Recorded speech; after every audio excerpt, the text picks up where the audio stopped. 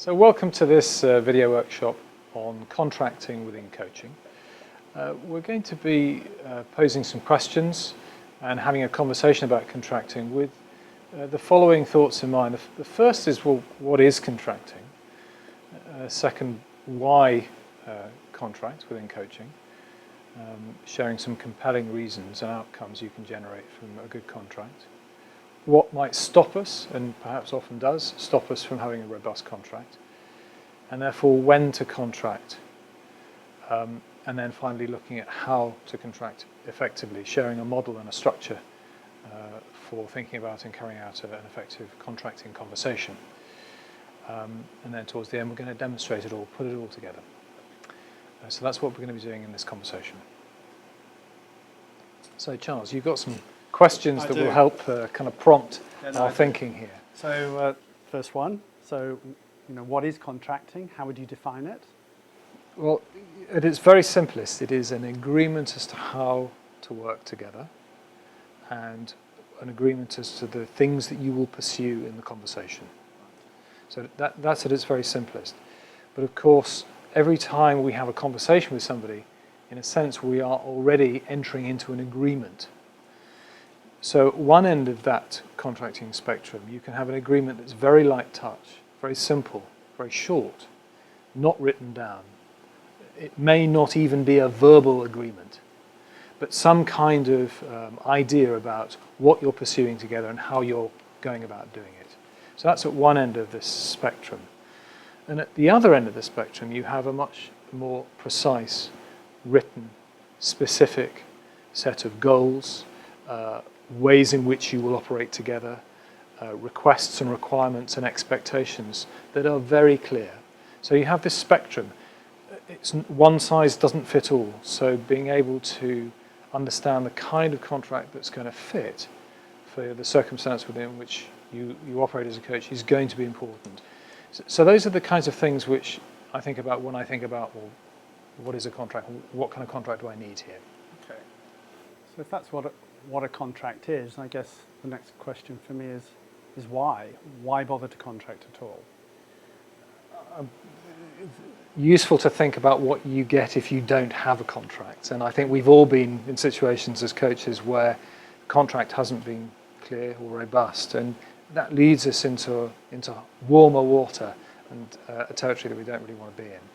So I think the first thing is that it gives a real clear expectations about what the coach or coachees are seeking to achieve, and expectations, clear expectations about what is possible, and what both are willing to do in order to pursue and achieve the objectives as they're stated. In addition, and this is something I didn't mention earlier, which I meant to, is the idea that a coaching conversation between two people, coach and coachee, is not cut off from its context. So being able to get really clear about the expectations of stakeholders is also important in order that their expectations have a good chance of being met, that the conversation isn't disconnected from that context, that it's meaningful and connects directly back to the coachee's world and their work.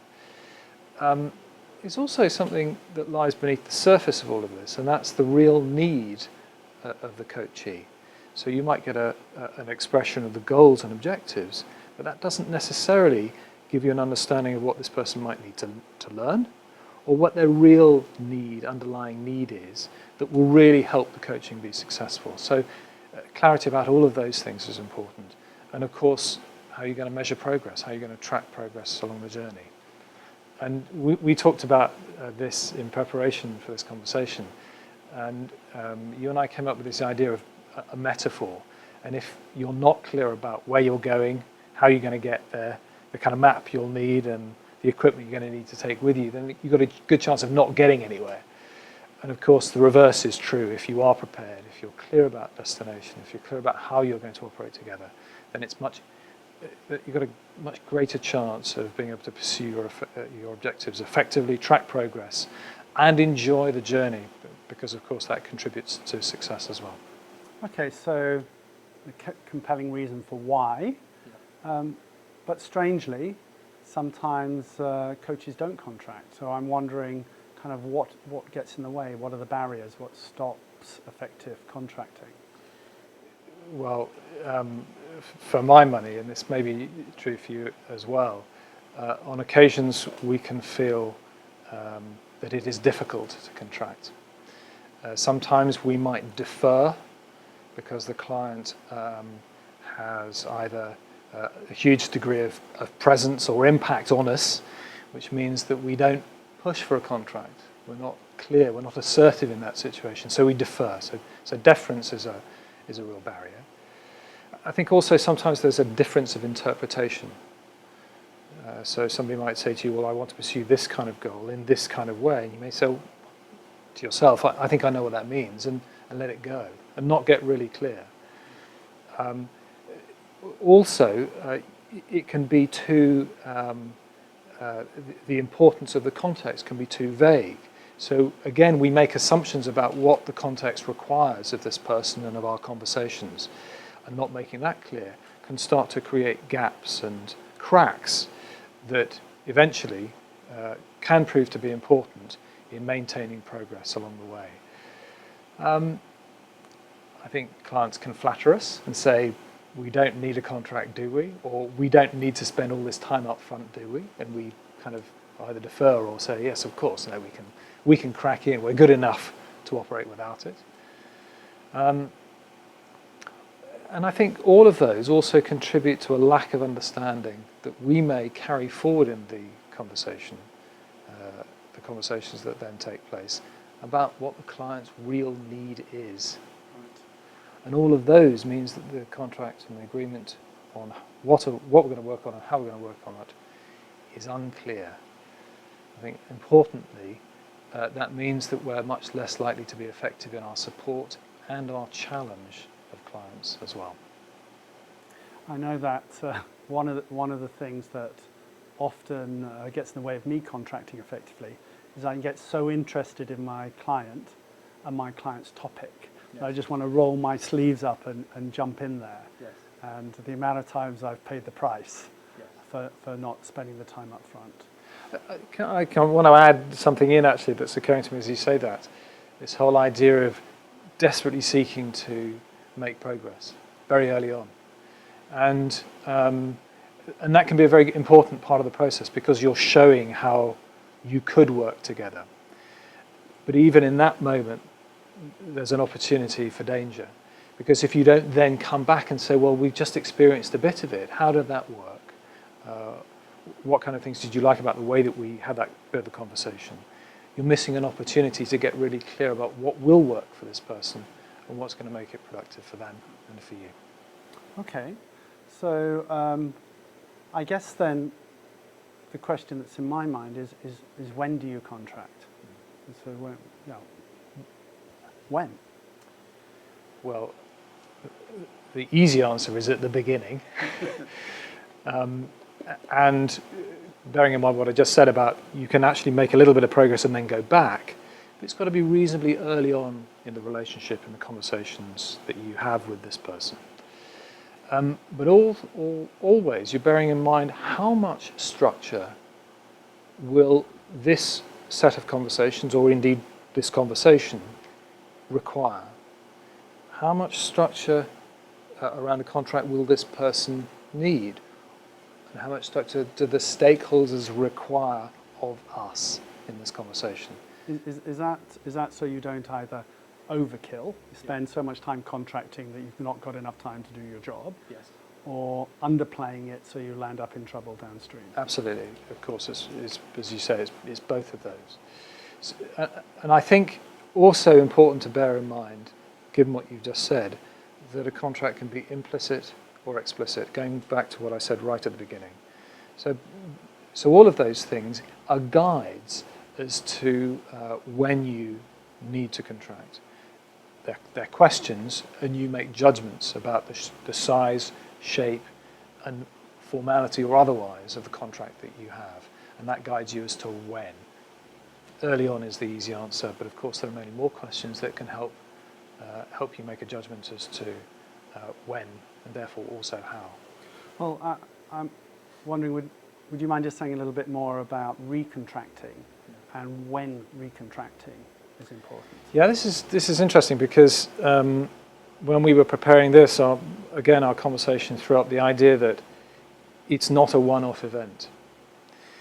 That you can have a contract to the beginning as to what you're working on and how you're going to work on it, but it's absolutely crucial to recognise that you're constantly, implicitly revisiting that contract. And you need to also explicitly revisit it too. Every relationship has an implicit agreement attached to it, and that's true of coaching as it is in every other relationship. But making those agreements explicit keeps it healthy, keeps it focused, and keeps you clear about the journey that you're on.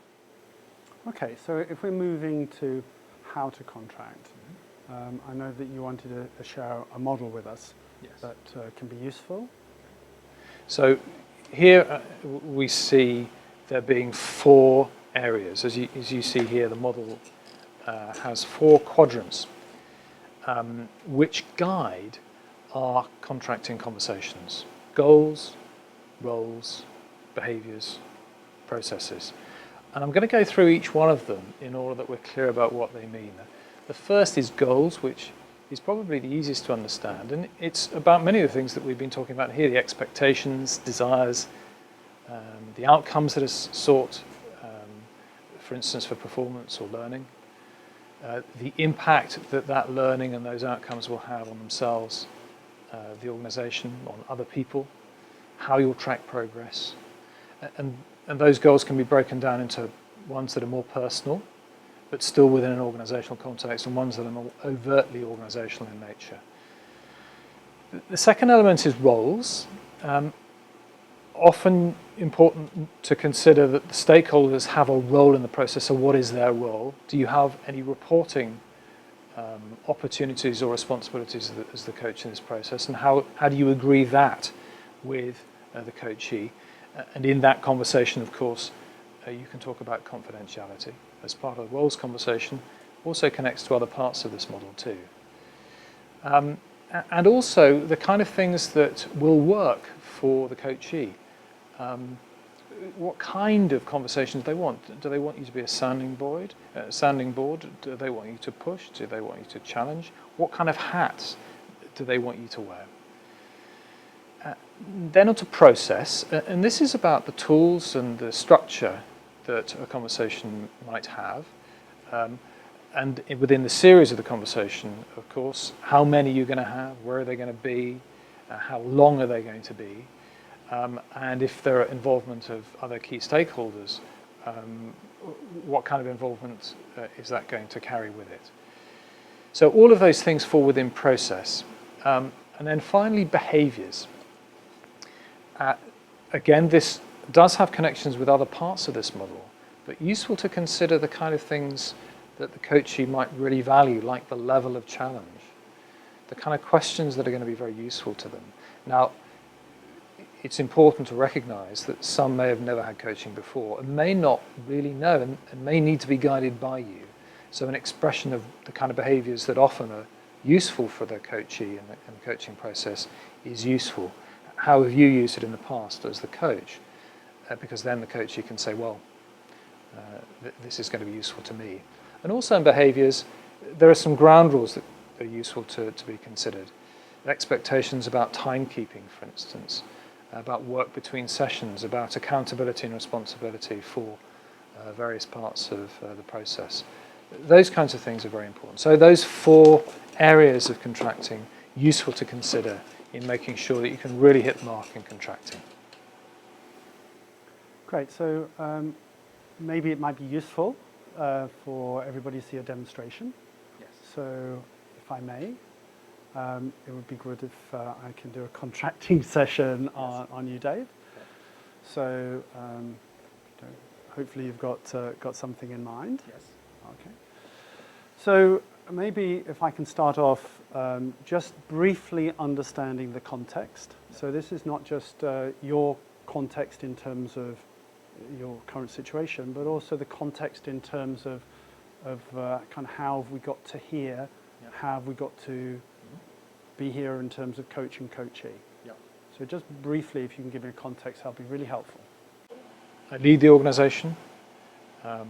There are two other significant others involved in running the organisation too.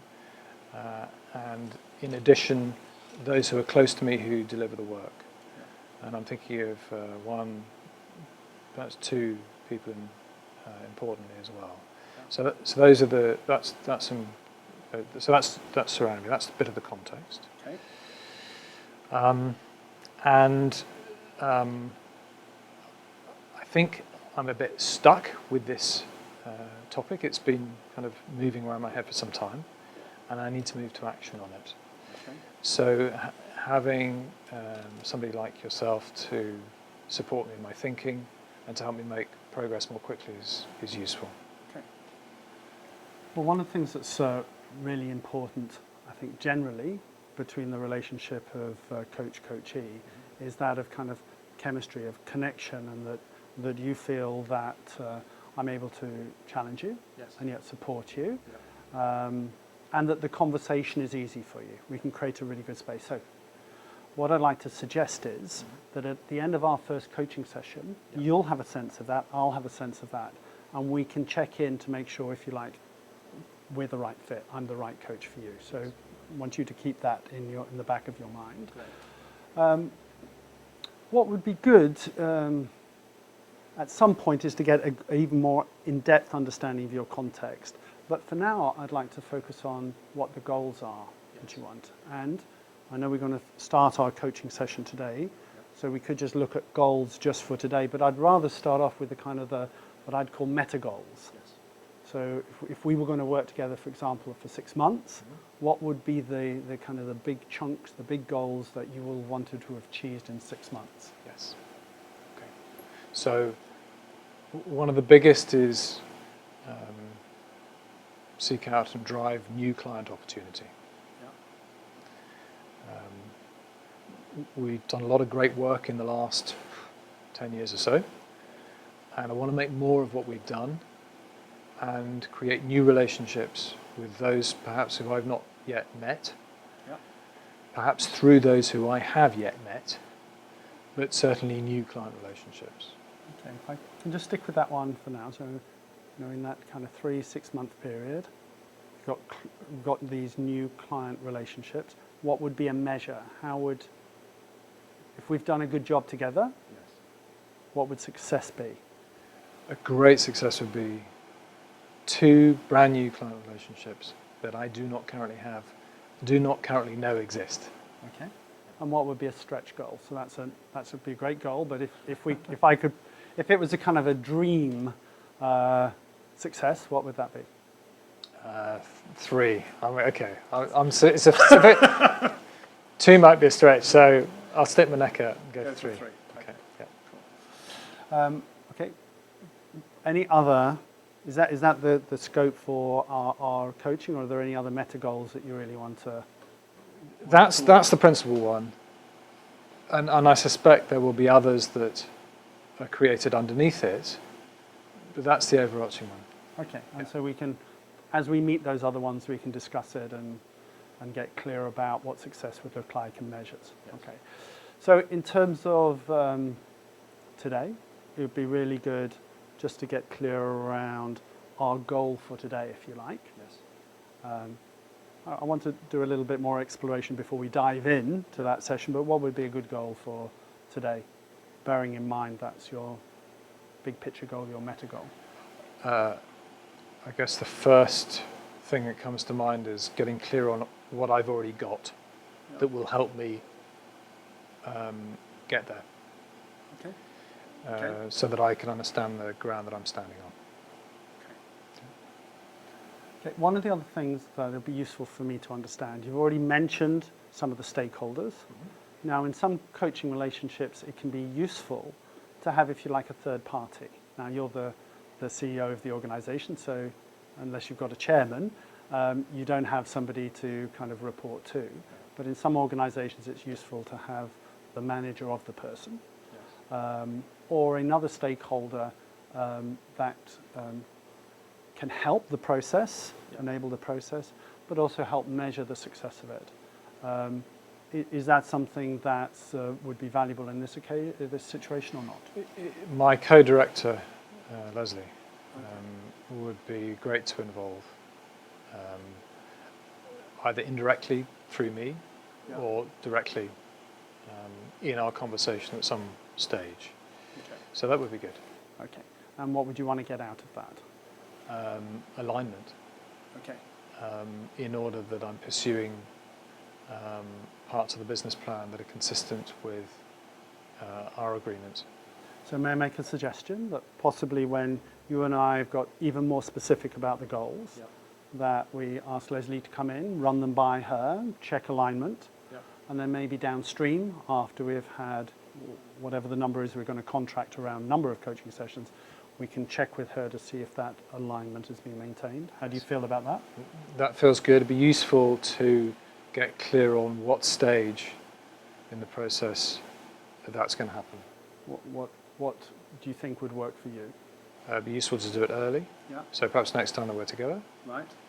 I'm thinking at least once thereafter. Okay. And we can check as we go. Yep. Or when we get Leslie in on the next session, we can contract with her. Yes.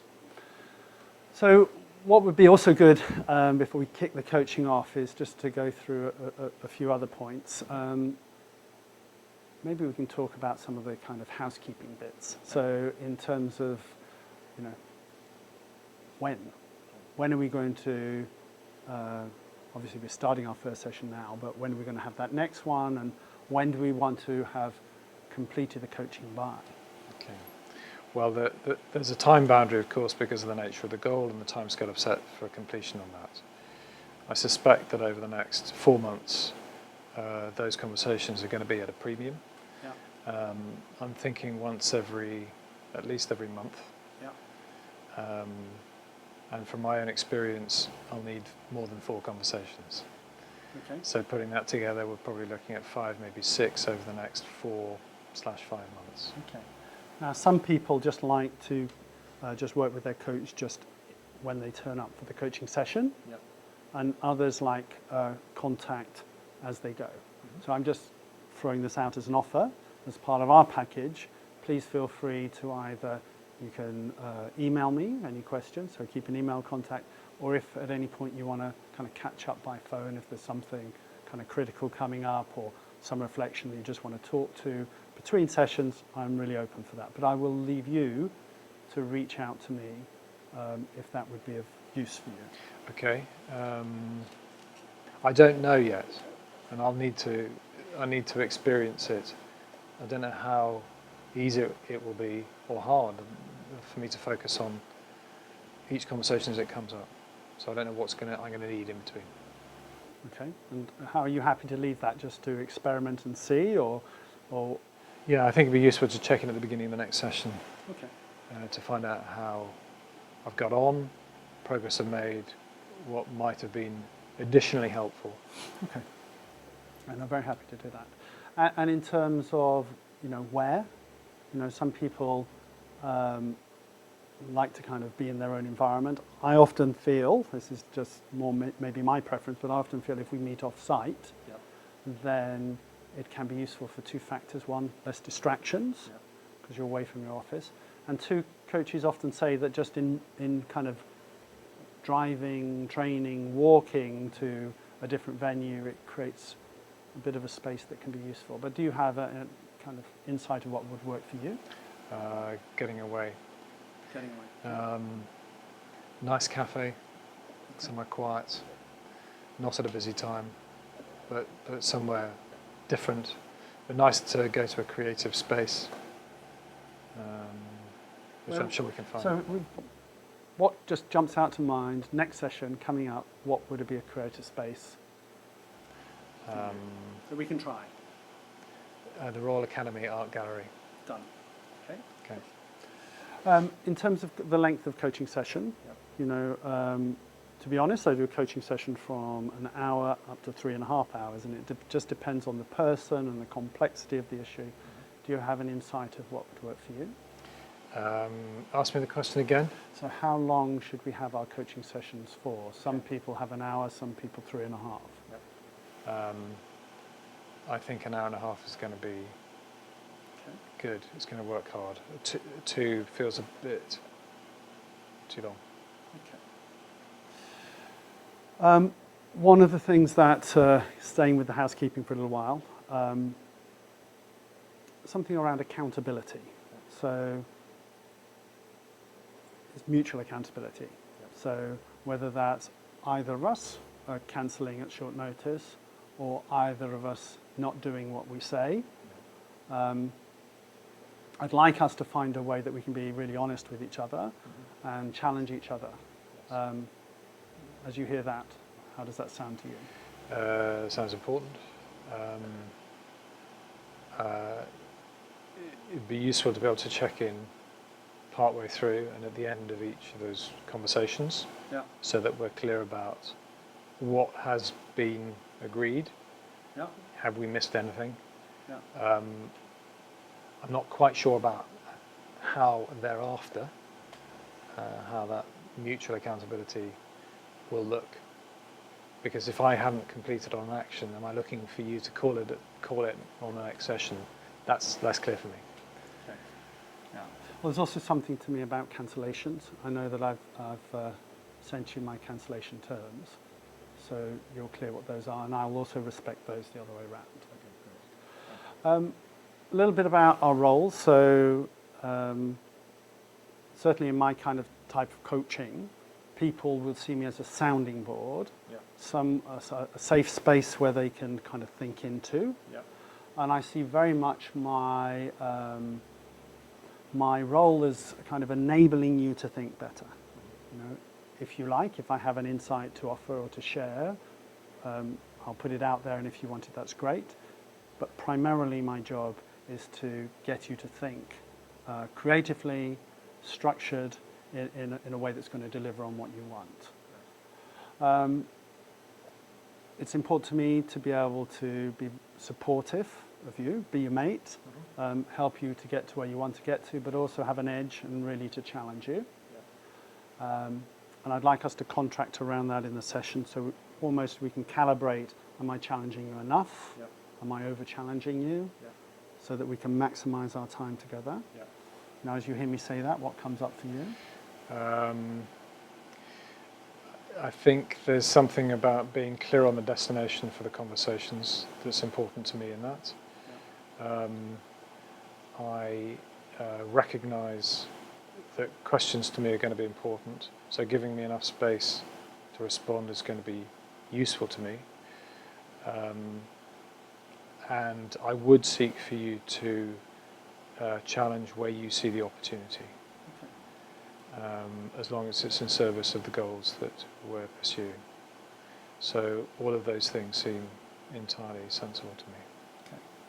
One thing, and it probably goes without saying, but I'd still like to say it, is that confidentiality is a part of what a coach does. Yes. And so whatever is said, or if I make any notes, for example, around our coaching session, they're always kind of destroyed afterwards. Yes. So it just stays between us, unless, for example, you want to involve Leslie in any way to share some of that content. Yes. But we'll always contract around that before that's done. Yes. Okay. It's also going to be important for us to have a couple of review points to see how we're doing against the goals, and also around how we're working together. Yep. You know, whether I'm being the coach you need me to be. So when we get our diaries out, it'd be great to put some review points in. Anything else that you think it's going to be important for us to really talk into to get the kind of firm contract so that we can work effectively together? Well, the only thing that comes to mind is what happens when it doesn't work, or if it doesn't work, I should say. By it, are you talking the coaching relationship, or are you talking the achievement of the goal? I guess either, but I was thinking more about the way in which we're working. So I'd like the opportunity to put my hand up and say, we need to change the approach here, or this isn't working for me. So I think, and conversely, this is working. Well, one of the things I will always do at the end of each coaching session, we'll just spend 10 minutes reviewing what worked well, what didn't, what did I do that really kind of stretched you in a good way, and what was less helpful.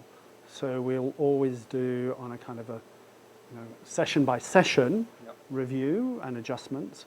But if it doesn't work big picture, if at some point you realize actually this coaching just isn't working for me, Charles isn't working for me, that's fine. We'll find a way to decouple the relationship, leave it in a good place, and find somebody else who would fit your need. I think also in that regard, useful to check in about how much we're enjoying it. Yeah. Because you don't want a dismal conversation, neither do I. So the more we can focus on that, the better. So enjoyment's an important element to me. Great. Well, I'm excited about starting. So should we do it? Go for it. Okay. So hopefully there you were able to see all of the different parts of the model as we described it earlier, the goals, the roles, the processes, and the behaviours be made much clearer, more explicit. And I don't know how you found it, Charles, but there was quite a lot of dancing around between those sections. So although the 4 quadrants we hope give you headings, they won't necessarily lead you to specific conclusions unless you dig a bit deeper, which does require that you go from one to the other to get really clear. And we've got some additional elements in this model that we think might be useful for you. And that's the model that you see up here. It's an extrapolation, an add-on from the 4 elements that we talked about just now. The first is that you need to build the contract through listening, questioning, and acknowledging, and then agreeing. But also to test it. It's got to be tested over time. And one of the most important contribution that can be made to that testing process is to work together on it and to share the experience of what it's like and to reflect on it. So build, test, and then finally to negotiate. So if things are working, then how do you negotiate them being expanded to fill the space? And if they're not working, how do you renegotiate and reset the contract so that it has a good chance of continuing to be successful? So that's the model. And finally, we've got an exercise for you at home that we thought might be useful, or indeed at work. And we've got some questions here that might help you, that you see. The first is to examine a particular contract or agreement that you have with a client, and to ask yourself, how clear is the agreement that you have with the client in all respects, so the goals, roles, behaviours, processes. The second is, how equitable and doable is that contract? Is it fair? Is it practical? Thirdly, how's the relationship? Does the relationship have a good opportunity of flourishing, or will it be stifled by this agreement? Have you calibrated it correctly? Is it a good fit? Does it involve all of the relevant parties? So are all the key stakeholders involved in the contracting process, as well as the checking and the review process too? And if you're right in the middle of the contract, are you following it? Do you have any level of discomfort or anxiety, or perhaps a feeling of unfairness, inequity? What might improve it, therefore? What can you do to improve it, to tweak it, to make it work really hard for you and the coachee? And finally, what will you do about that? So those are some questions that will help you. We hope that the demonstration that we've just given, that Charles has just displayed, as well as the questions that we've been posing, as well as the way in which we've responded to those questions, are going to be helpful to you in your contracting. We wish you luck in your contracting and making sure your agreements are robust, and it contributes to a really purposeful and successful coaching outcome. Thank you.